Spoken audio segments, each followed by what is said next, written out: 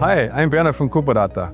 And here at the OI4 event, we're showing one demonstrator in one part how you get easily your equipment ready for loop checking. If you think on the engineering effort you have in a traditional way, it means you get a PDF file with the P&ID graphics, you get some specs, you need some catalog information from the hardware provider, and then you have to put this information in your control system.